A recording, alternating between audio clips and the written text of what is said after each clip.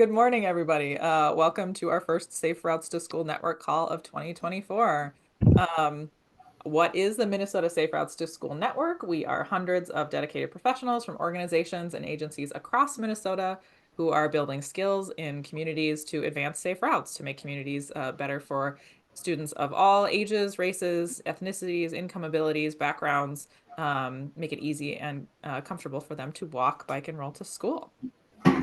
Uh, I am your I'm your host this morning. Good morning. My name is Alyssa Shuffman.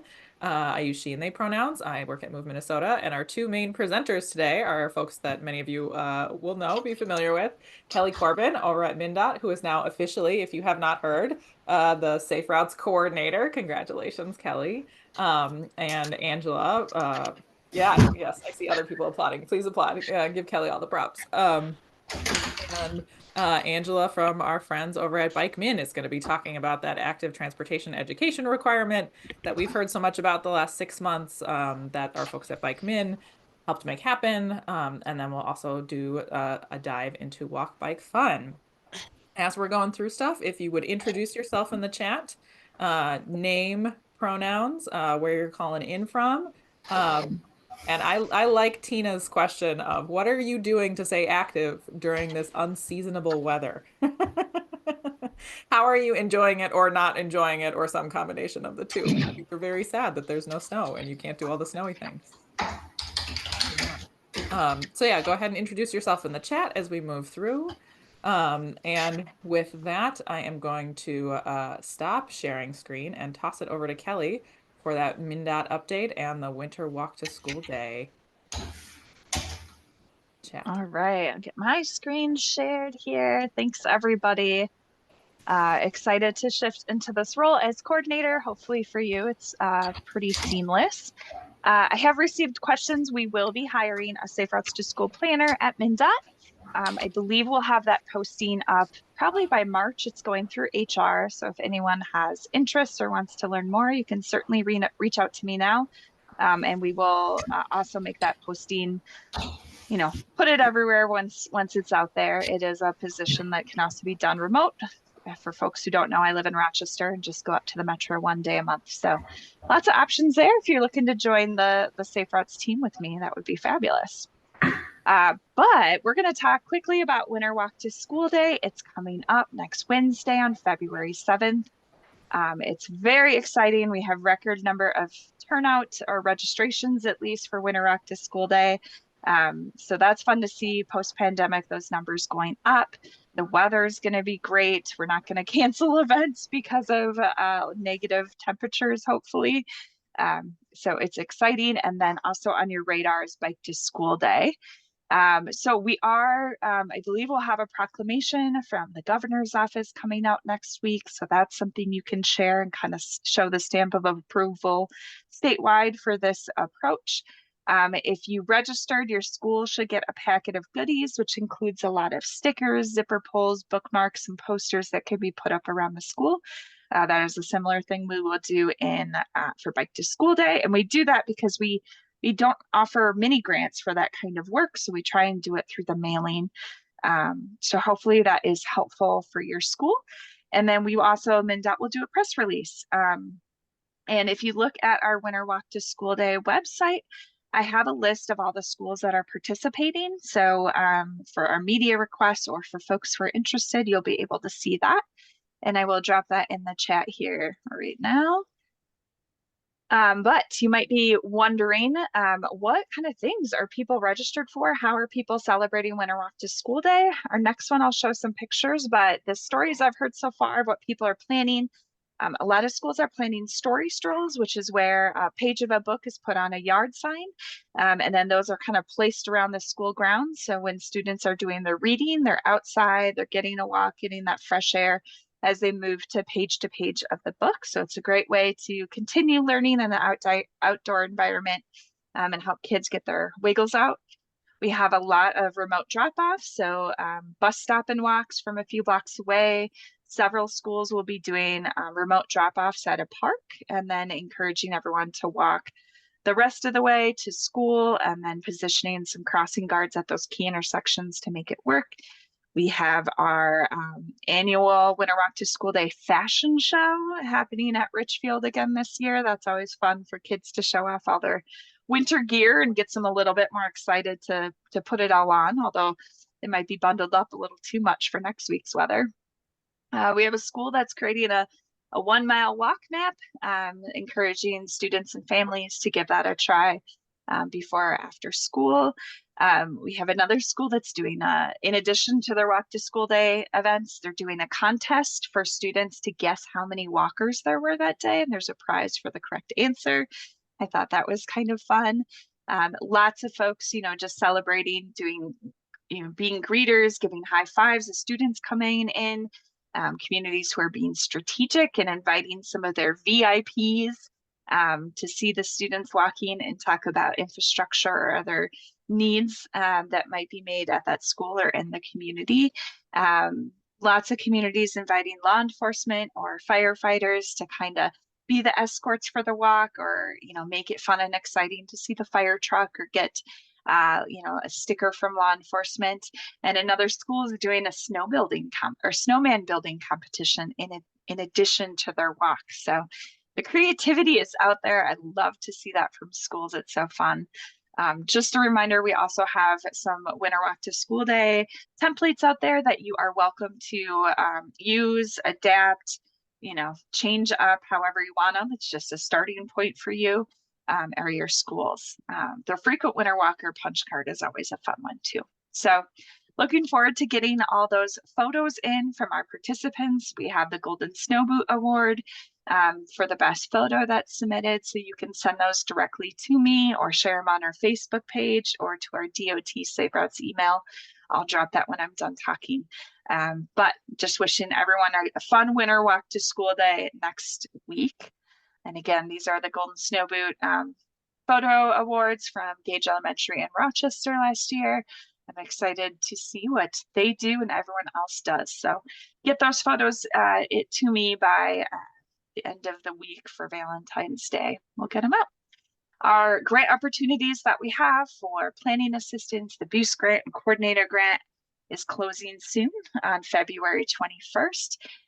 So if you have any questions, feel free to reach out to me. I'm happy to address those. If you're having trouble getting your step score, we can help create a score or help you find your score. Or if you have questions about how to get the, walk bike rates for your school, we can kind of give you some guidance on there. So if you have questions around grants, you can drop them in the chat for everyone to see, or you can do that private message to me, or you can send me an email too.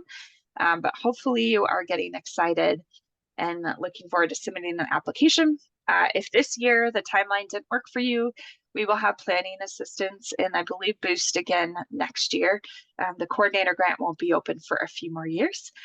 And as a reminder, if you don't think a coordinator works for your school or schools, the Boost grant can also include time for project coordination. So expanding some FTE within the school district so they can support some of the projects that you're proposing.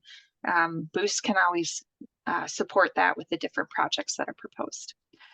So these will be due February 21st. Our review committees will meet early March, and we will hopefully let applicants know in March if they are awarded. And then we will do more larger community highlighting of the awardees in April. So grantees will know quickly as we try to get those contracts initiated so the work can start this summer. And the other plug I'm going to make is for the Safe Routes to School National Conference is coming up in Fort Collins in October. They currently have a call for proposals out. So you all have wonderful stories to share. You can always submit a proposal to talk about your work. And the partnership can, merge you with other folks, or if you want me to help you find some other people to kind of create a presentation to share the good work happening in Minnesota or your community, I'm happy to do that. I'll also say we're working to create a process for Minnesota scholarships for this conference, which would cover the registration costs for the conference. Travel and lodging would still need to be on your own or from your organization. But hopefully if we cover the registration costs for the conference, it makes it a little easier for you to attend. And priority for sure will be given to those who are presenting, who might not have other means to get there. So if the registration or cost is a barrier to submitting a proposal to speak, reach out. Otherwise, we'll have a full scholarship application in the next month or two for this conference. But putting it out there, if you're working on your budgets for next year, or you want to include that in your coordinator budget or boost budget, it's something to consider. And just another plug that we still have those free tickets for student safety patrols. They can use that code right there to get their Timberwolves ticket. And those who go for student safety patrol also have the opportunity to shoot a free throw after the game. So it's kind of fun that they get to go on the court and have that really unique experience. So please share that out. Otherwise, there's my email. So reach out to me with questions. While we're a bit short-staffed, it might take me a little longer to get back to you, but you can always nudge me if something's more urgent. That's fine. I'll try and get back to you as quickly as I can. So with that, if there's any questions, we can take them now. I'll stop sharing my screen, or you can drop them in the chat. I don't have a question so much as I want to +1 your encouragement for everybody to submit an application, because I think everybody in this network has tons and tons of wisdom that would be great to bring to the national conference, and especially not for folks who have presented on this call. Like, you've already got some stuff put together, right? There's some stuff that you can build on, and I know it can be a lot of work to think about creating that from scratch. So especially want to encourage everyone on the call and the folks who maybe have some stuff already in the works because they've shared their wisdom with this network too.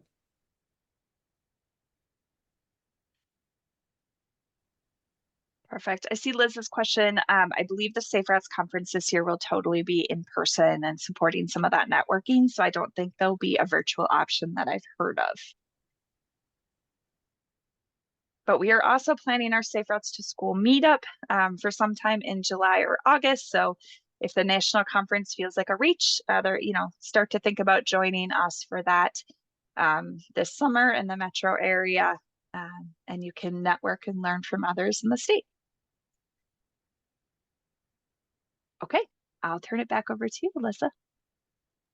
I think I get to just toss the ball immediately to Angela for all the updates on all the things. Angela, I appreciate you being our ongoing, I guess, technical expert, holder of all things active education requirement. There's a lot going on, and there's a lot moving this first year. So yeah, you can use that word loosely, expert. So hi everyone, I'm going to kind of do a combo platter. So I've got one presentation that's going to talk a little bit about Walk Bike Fun and the active transportation education requirements. So I'll go ahead and share my screen and get started with a slideshow, because I know you're all just hungry for a slideshow this morning. I even cleaned up my tabs for you all, so I have fewer tabs going on.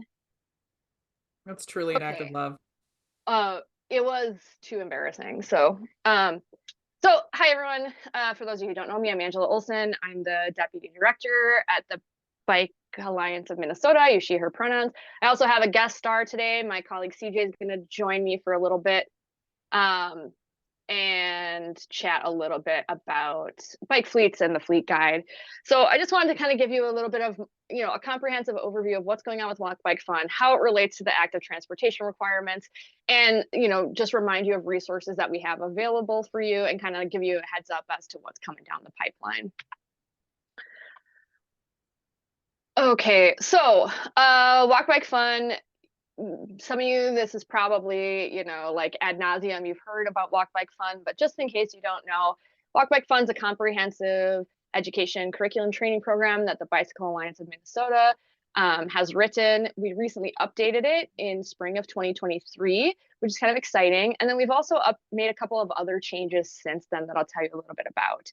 So when we're looking at, the 5-6 E's, education is a really key component. And education in this realm is serving the need of providing students and the community with skills to walk, bike, and roll safely. We teach students, we teach educators and parents and families about the benefits of walking, biking, and rolling, and the broad range of transportation choices. So that's kind of how we meet that goal of that education E. Educators get a lot when they participate, right? So in addition to all the student benefits, you know, we often have teachers tell us that when students do the bike activities involved in Walk Bike Fun, they're on their best behavior. Later on in the day, they're super excited, they're occupied. And we also know that moving your body helps your mind, helps your heart, and helps keeps you healthy. But also educators get the whole package from us, right? So we provide this whole curriculum, which at first might seem a little overwhelming, but every activity in the curriculum meets the Minnesota State Education benchmarks and standards for physical education. So it doesn't have to be extra. You can slide it right into curriculum that's already happening. It's free training for schools. It's free for educators to participate. I think it's pretty fun. You get to come watch the Angela and CJ show, and then you also get to get on a bike. You get to move your body around. You don't sit in a dark room watching a, you know, slideshow about, you know, something else that you don't get to kind of move your body around. And then we'll talk a little bit more about some of the support services that we offer, and you'll be part of a network of many peers. So we did the calculation. We're working on updating our infographic. We've educated almost 1,100 educators since the start of this program, estimating each one of those meets the needs of 1,000 students a year. That's a lot of kiddos. That's a lot of people. And the network of educators and honestly, city planners, law enforcement officers, administrators, they're all welcome for these trainings. And that network is really supportive and has a lot of great resources to share. Okay, so this is my attempt to make this slide interesting by adding some dorky little clip art, so please enjoy that. So Walk Bike Fun, we updated the curriculum in case you missed me talking about this last year. We've had about a year now to kind of incubate it, and thank you to those of you who have participated and been guinea pigs and given us feedback. But, you know, we feel like it's doing pretty well. It's really meeting the needs that we've been trying to meet. It's expanded in a way that we think is really benefiting both the educators and the students. And when we're looking at the active transportation education requirements that are new to the state, we can meet the whole range of students from kindergarten up to 8th grade. So we've got 12 Walk Fun, 12 Bike Fun lessons. They're separated by grade level. Makes it super easy to decide what lesson to begin on for your students. And then we've updated some more content utilizing our evaluation and review committee, as well as survey feedback from educators and other vested parties. So we've added some things on physical safety and physical literacy. So getting students to understand their bodies and how they work a little bit more. The other thing that we've done is we have updated our online module. So we updated this module. The update was complete a few months ago, probably at the end of the summer, early fall. So those of you who have taken it in the past know that, you know, we created this online module in response to COVID-19, really did the best we could with what we had, and also recognize, you know, it's time to do some updates as we've updated the curriculum so that you're not hunting for a page number that doesn't match up with the new curriculum. Also trying to make it a little bit more evergreen.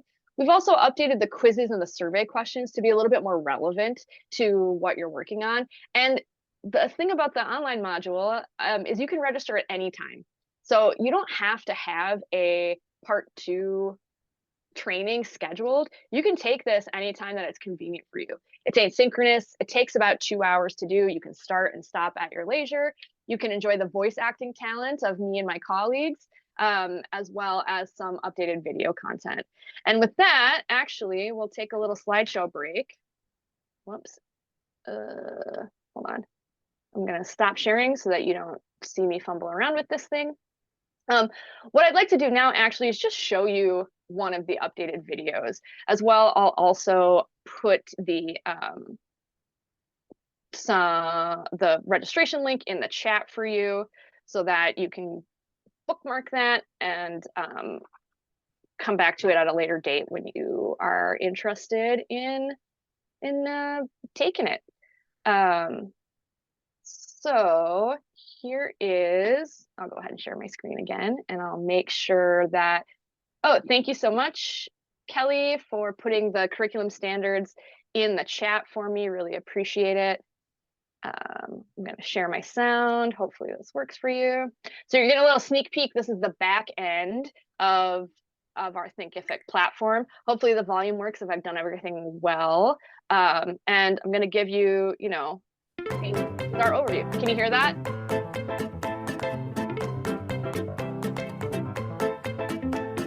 Welcome to the first part of the Walk Bike Fun two-part training.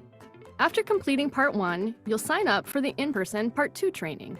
In the first part, you'll complete sections online at your own pace. We will understand more about safe routes to school, the early history of Walk Bike Fun, and gain a deeper understanding of the principles behind best practices for safe walking and biking. Throughout this online coursework, you will watch videos, read content, provide comments, and complete quizzes, all while learning more about how to keep kids safe while walking and biking in your community. We hope that you will find this interactive online course to be engaging, enjoyable, and educational, so when you use the Walk Bike Fun curriculum to teach students all about pedestrian and bicycle safety skills, they'll be ready and excited to learn from you. Once you have completed part 1 online, you'll be ready to participate in the in-person part 2 training. After completing both parts, you will be a fully trained Walk Bike Fun educator and eligible to receive 8 continuing education units. Thanks again, and we look forward to working with you to get kids out walking, biking, and rolling.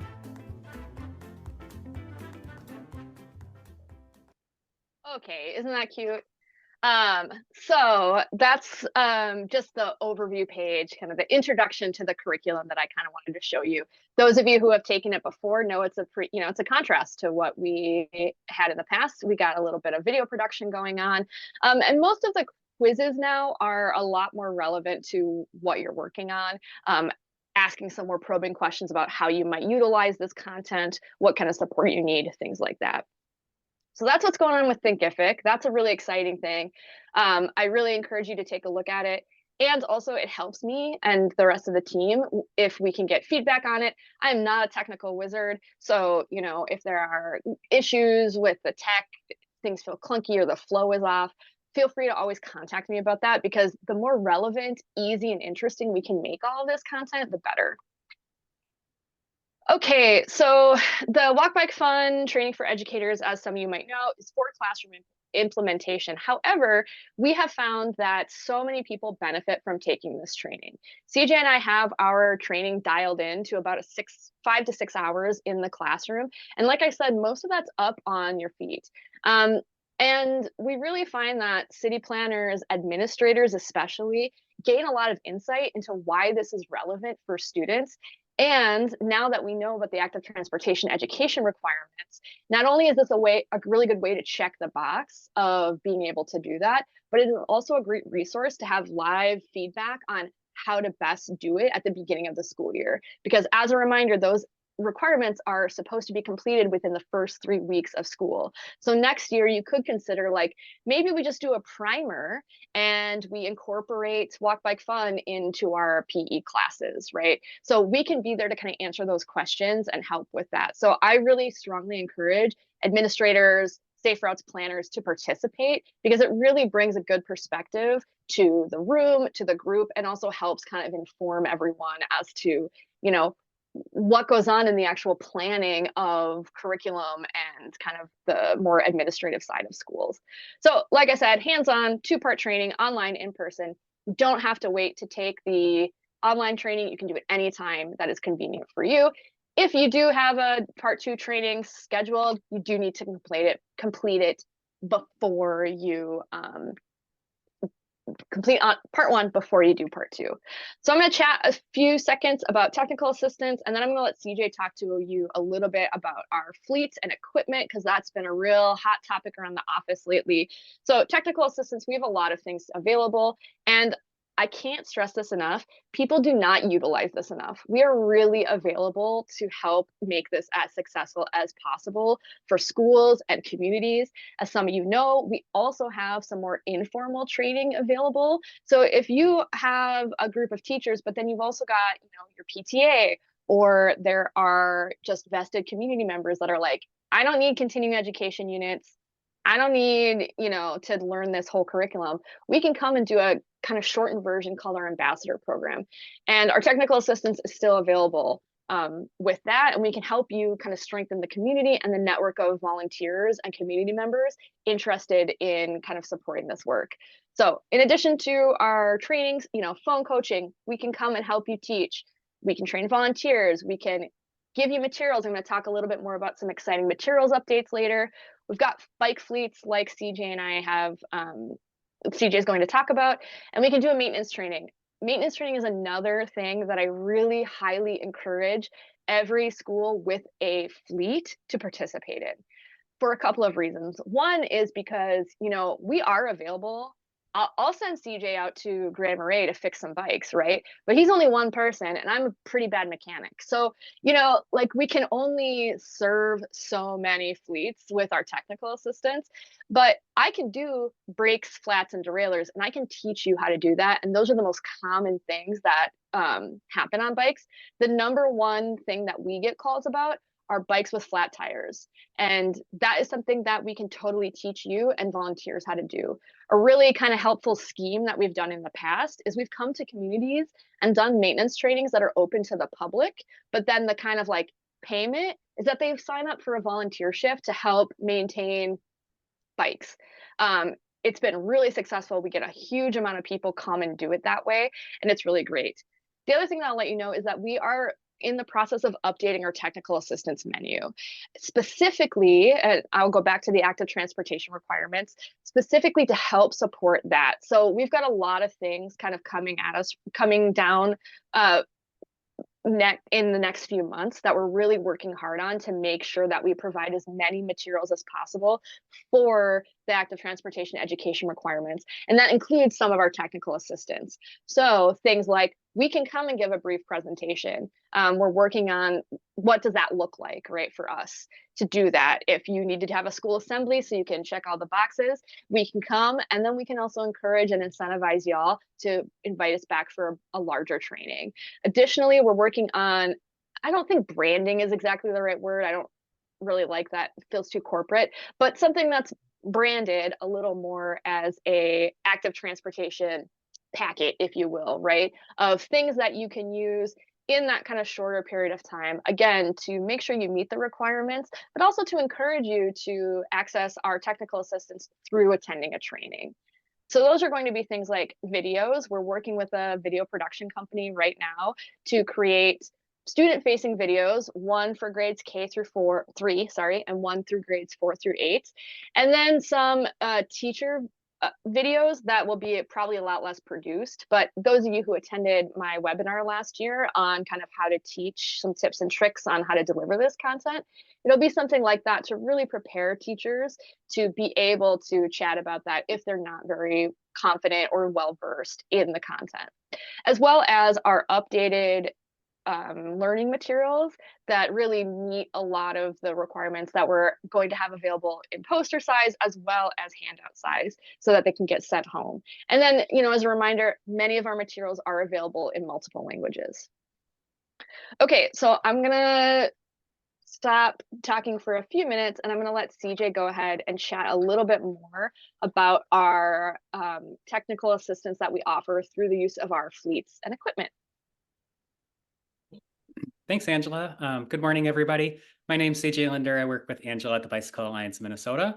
My role there is education manager, and part of that involves not only co-teaching the Walk Bike Fun program with Angela, I also manage the technical assistance. So as we tell educators who come to the training, we hope that you maintain kind of an ongoing relationship with the Bike Alliance so that we can support you and continue to support you throughout the implementation of the curriculum training.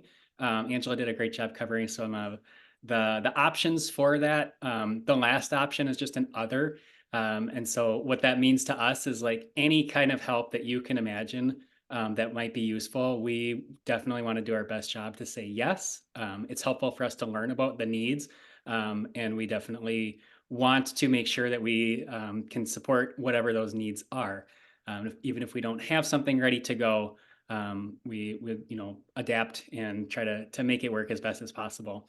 Over the 10 years or so that I've been doing this work for the Bike Alliance, the number one need has consistently been access to equipment. No surprise that if you're wanting to teach hands-on activities involving bicycles, you need to have that equipment to use. And using a shared fleet makes things much, much simpler versus like asking students to bring their own equipment or however else you might go about trying to meet that. Not every student has a bike that's safe and appropriate size for them. And sometimes the logistics of having parents transport that and storing those in the building just makes that more complicated than it's worth. So having bikes is a really important thing. We have several shared fleets at the Bike Alliance. Those are available to educators who have completed the training. They're shared around the state. We've been sharing those kind of on a 1 to 2 week basis for the most part. We started out doing 1 week at a time, and then we heard that that wasn't enough often to go through all the lessons, so we expanded that to 2 weeks. We're now back to a point where, well, we've got so much interest in this that in order to share those bikes with as many schools as possible, we may be shortening that duration of that. So that's an ongoing conversation as available. I will say that although the spring teaching season ends up being our busiest time of year, if you are available and flexible to use the bikes kind of outside of that peak time, whether that's kind of earlier in the late winter or early spring, summertime ends up being sort of a down time for school programming, but there's lots of other great opportunities. And so the bikes are available all year round, not only the 6 prime weeks between mid-April and the end of May, which is when most of our requests do come in for. You'll hear more in a minute about the active transportation requirements that are meant to be done in the beginning of the school year. The beginning of the school year actually ends up being a lighter time of programming for this as well. I know that there's a lot that happens in September in particular with new students and just getting accustomed and used to the new school, getting kind of back into the swing of things.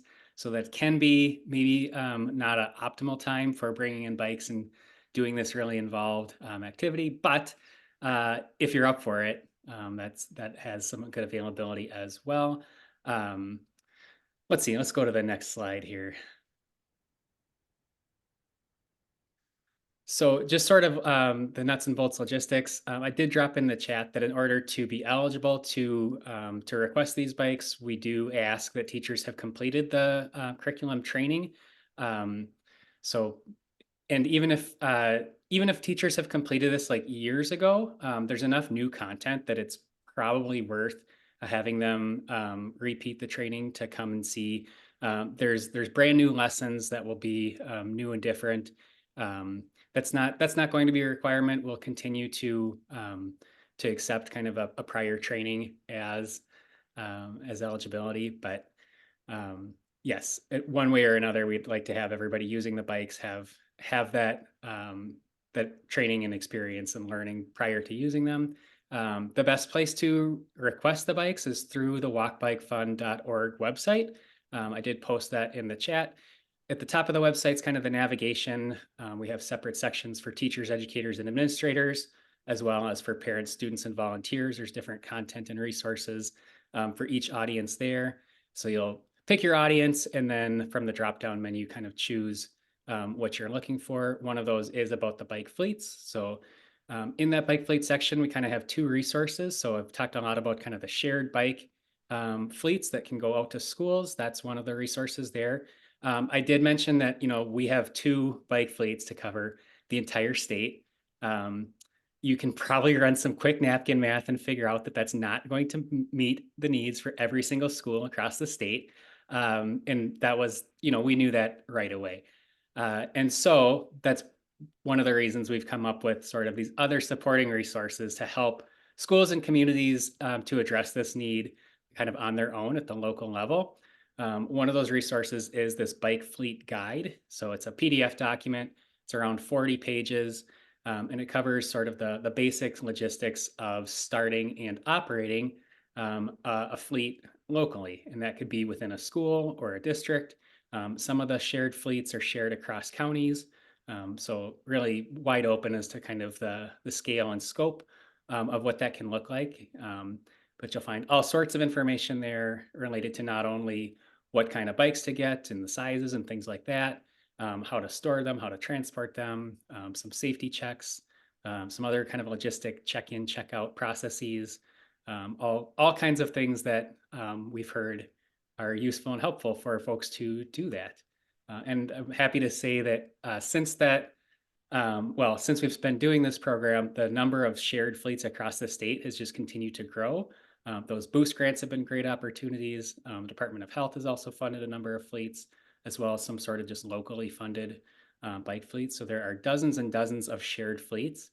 And so even if the BikeMN one is not available for you, chances are that there's one in your area that could be available. And we do try to connect folks with those local fleets when they reach out to us as well. So I think that's all I need to share today. Certainly, if you've got questions for us, we'd love to hear from you. cg@bikemn.org or angela@bikemn.org, or contact us through the website. Really love to know what's working, what's not working, and how we can help. Well, thank you, CJ, so much. Okay, I'm going to chat a little bit more for you, and then we'll be sure to have time for questions. I know that there's stuff going on in the chat. I just haven't been able to look at it yet. So I will try to answer your questions when I can. Okay, so the next thing is I'm really here to encourage you to schedule a training. So the host site application is open, and I will put that in the chat as well when I can. I've got a list to here of once I'm done talking. I will put in the chat for you. So spots fill up really fast. Spring, summer, and fall times are available. And we've even done winters. Obviously, this year, we could come today.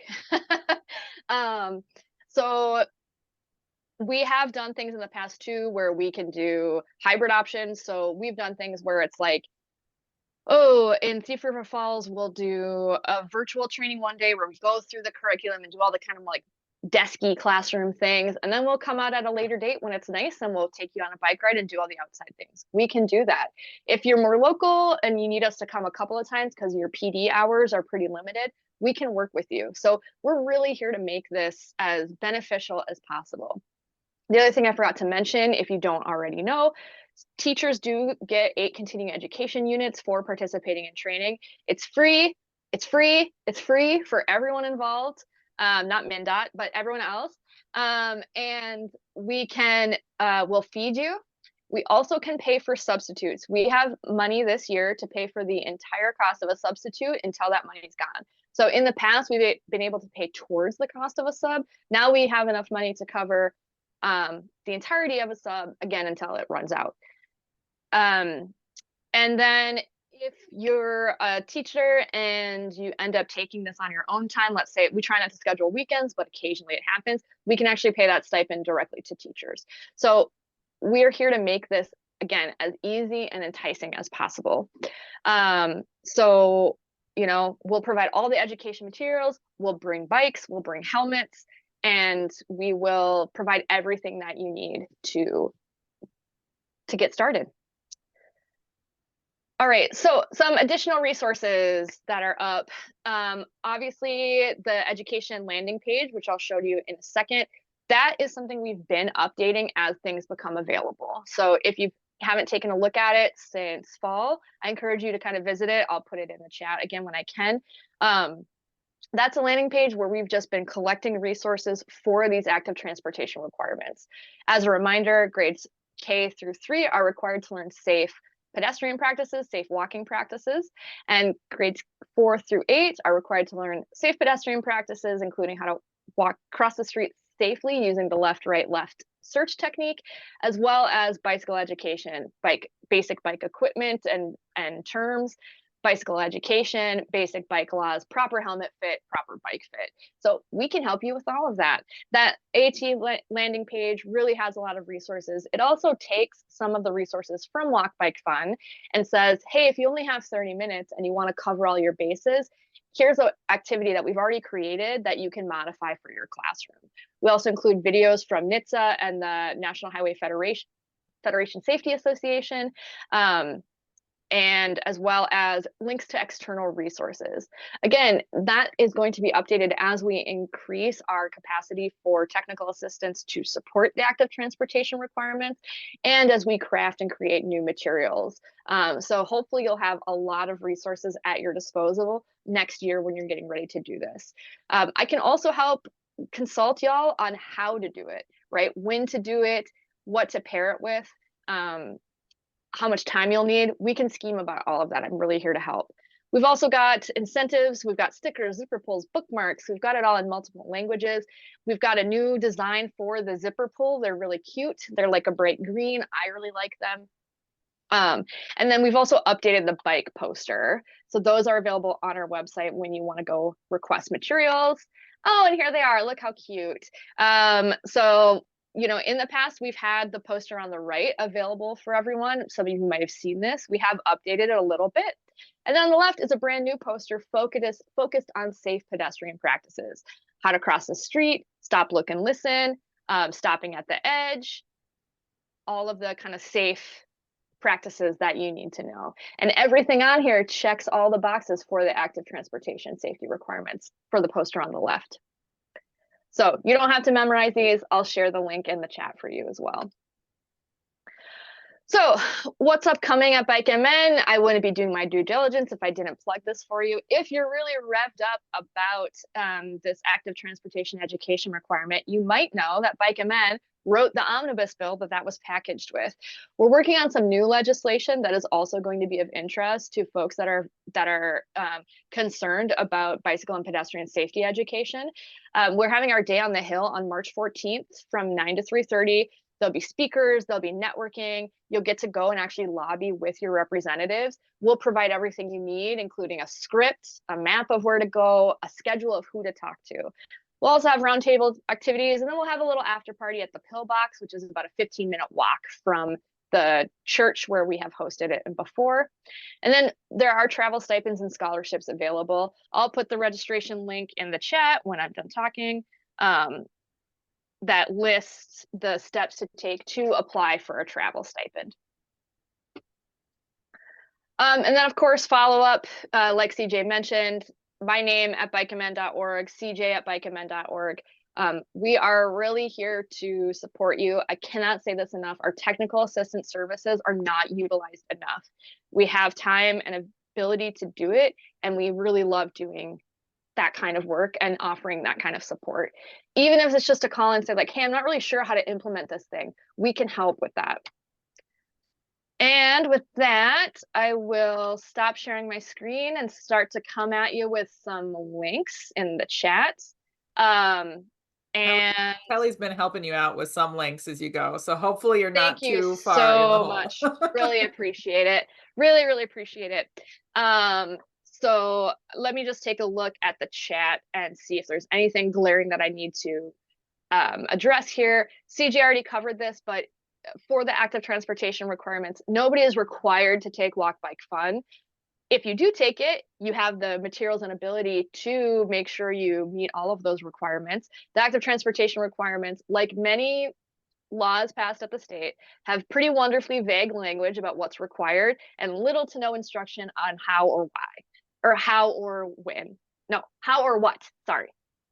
I'll just go through all of them until I get to one. So they don't tell you this is exactly what and this is exactly how. We can help you with that. What else? Yeah, there's been a lot of great Q&A in the chat. I see like some of the questions have been answered. There was one question that Kelly jumped in on. I'm just going to verbalize some of them in case folks are calling in and can't see the chat and or watching this recording afterward and then also cannot see the chat. Sarah asked about an estimate for videos teaching materials and when those might be ready for meeting the Walk Bike Ed requirements. Kelly jumped in with, I don't know, Kelly, if you want to talk more about this, but May 2024 is the goal to allow schools and educators to have something to review and make a plan before summer break, and there'll be more things developed through another contract for 2025. Sarah, yes, not Sarah. That's Sarah's question. Kelly, did you have anything, or Angela, anything else to add?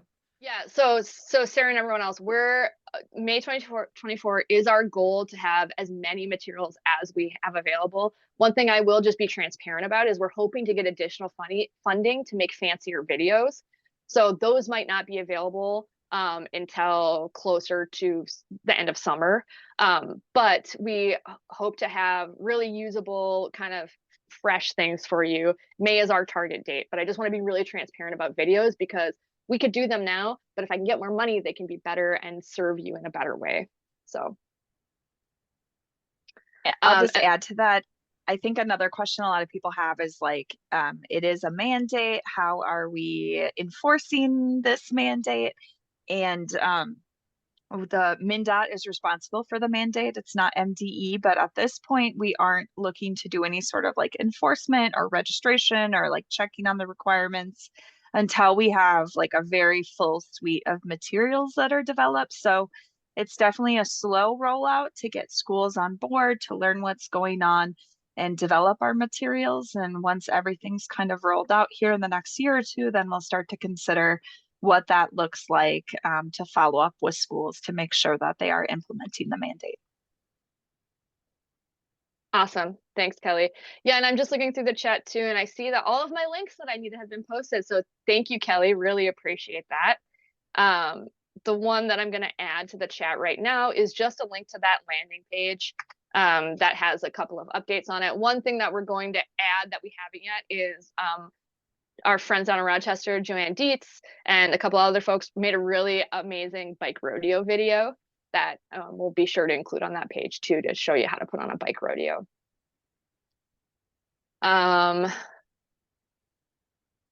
Tony says the Walk Bike Fun training was really well received.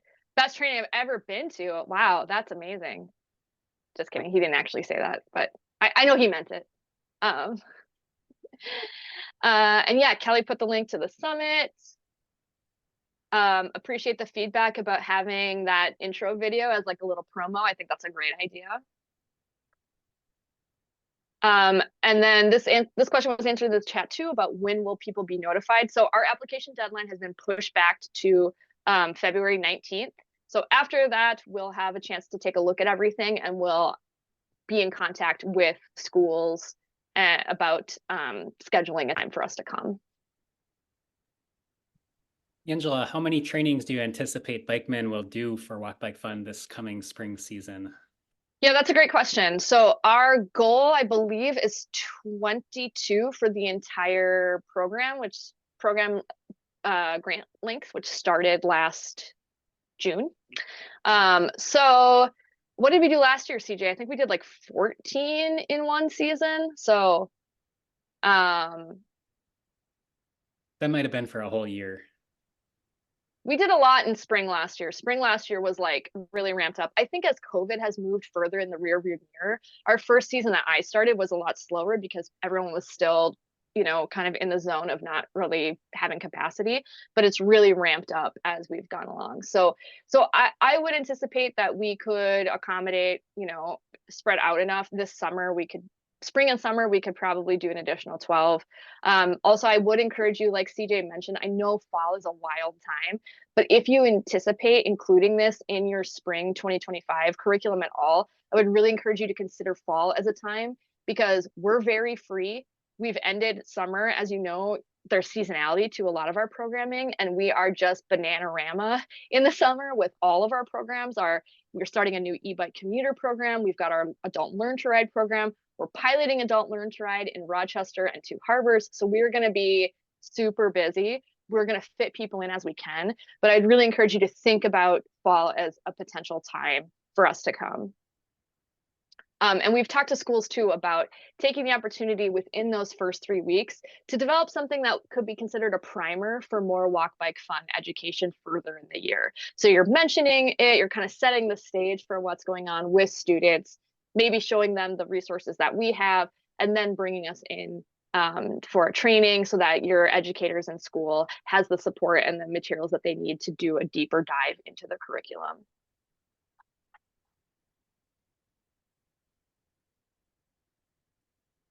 What other questions do you have? How else can I be helpful today?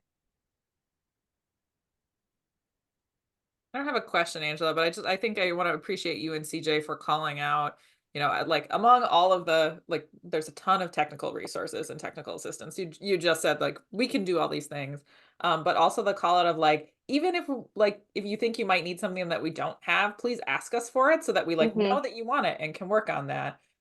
We never get our needs met if we don't ask for things. The answer is always no if you don't even ask. So Yeah. that's really helpful to have that as a framework of like folks should be reaching out to you, and it's not that is welcome for folks to articulate like, here's where we'd love to see you go next, especially with so much stuff shifting. Please, yeah, absolutely. Thanks, Alyssa. Yeah, please do. We love being helpful and we love thinking about new ways to be helpful. And we don't know what we don't know. So every time you say, like, hey, have you thought about doing this? We really take it into consideration and try our best. Joanne, Judge Dietz put the video for the bike rodeo in the chat. So please check that out. We'll get that up on our landing page as well. And again, I'm going to say this a million bajillion times, but people do not utilize our technical assistance services enough. And we really like doing it. And then the other thing I'll call out too is that, we can't be everywhere all at once. We're a team of 4. It's mostly CJ and I that do the Walk Bike Fun trainings. But part of bringing us to do a training means that now you have trained people who can act as a resource in your community. So you'll have people who have a working knowledge of the content, who can help share that with other people, and that's really valuable. We really try to hit the state in different regions so that people don't have to travel to Minneapolis all the time. And it's a really great opportunity to just, even if you can only send one person, they can come back with as much knowledge as possible and resources. So Angela, I did have one question for you. Oh no, someone else has a question in the chat. That's definitely a question for you, Angela. So we'll do yeah. that. Then maybe I can ask my question. Yeah, Tomlin, I hope I'm pronouncing your name right. I don't know why. That is, why was it within the first 3 weeks? Kelly might know better than me. I'm guessing, my educated guess is that it's to align with the other transportation safety education, like bus safety. So bus safety is to be required within the first 3 weeks of school, likely because students will be riding the bus throughout the whole year, and we want to make sure that they have that knowledge at the beginning of the year. So same with biking and pedestrian skills. Like, we want to get them ready at the beginning so that if they're biking, walking, and rolling to school, they have the safety and knowledge to do that. Did I get that right, Kelly? Yep. So the statute mimics the bus safety one, which does require in 3 weeks. So that's what we have to follow until that statute language is changed or modified, if that were an approach anyone were to take. And then the second part of your question is, how does the Walk Bike Fun curriculum handle gaps in biking ability? I'm going to guess that you're asking about accessibility. So the Walk Bike Fun curriculum actually has a adaptive toolkit in it.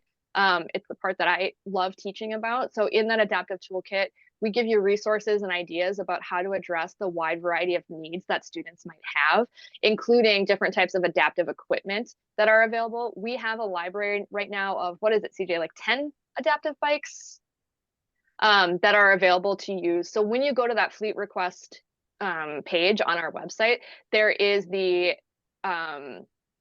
option to request adaptive equipment. So we've got trikes, we've got lowrider trikes, we have a hand cycle, we've got side-by-side tandems, we have a gorgeous wheelchair tandem, and we have a million striders or balance bikes, which can also be an adaptive tool. We also have a 2-wheel tandem, which can be an adaptive piece of equipment, but we don't really include it in our fleet. We just do have it available.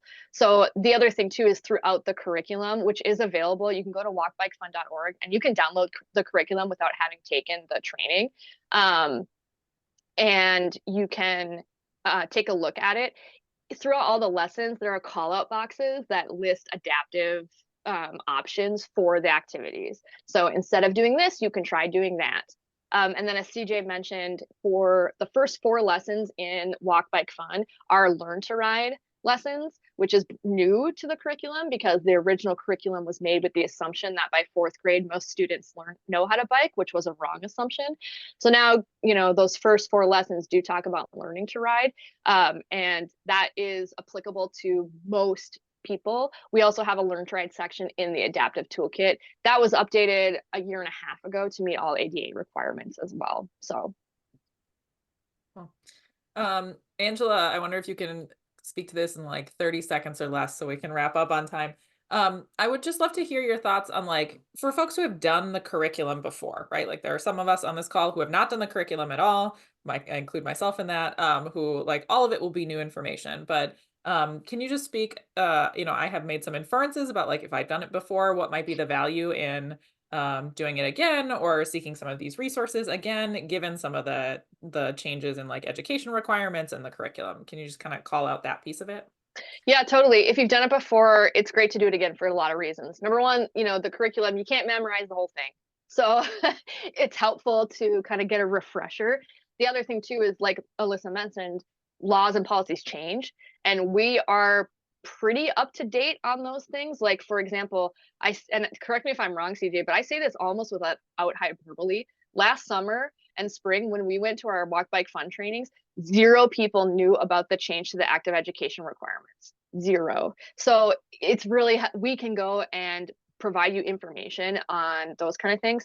And also it's an opportunity to get together with other like-minded people and share resources and brainstorm together.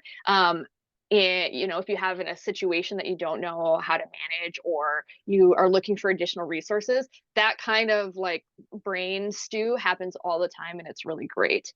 And we might take you on a bike ride and you might encounter a situation you haven't before, and we can help you learn how to navigate that with your students if you ever encounter that. So those are my kind of top 3 reasons. That's great. Thanks, Angela. Thank you, Angela and CJ, for sharing so much information. I hope folks feel like they have access to more resources, or they learned something today that they can share with somebody in their network who maybe would love to access that resource. So thank you to the whole team at BikeMN for continuing to support us all in the work of safe routes. It's really important work that you all are doing. So thank you. Thanks a lot for letting us talk. Appreciate it. Well, I'm going to do the shortest closing ever. We're wrapping up. Just wanted to let folks know we are continuing with network calls on the first Thursday of the month this year. So our next network call will be Thursday, March 7th at 10 a.m. per the normal time. And we're going to be doing a federal funding case study. You all told us in the survey we did in November, December of last year that you wanted to hear more about federal funding. And so we're going to have Ethan Foley from the city of Minneapolis talk about their process of applying to secure a lot of funding through the Safe Streets for All grant, which is going to open up again for applications sometime during February this month. So that'll be a fun detailed call. And then dates here for our other upcoming network calls as well. And as Kelly noted earlier, we'll be announcing a date for the 2024 meetup in the coming months, probably in July or August. So more details to come on that soon. Thank you all for joining us this morning. It was really nice to kick off 2024 with you. And I look forward to seeing you in March. Take care, everybody. Recording over.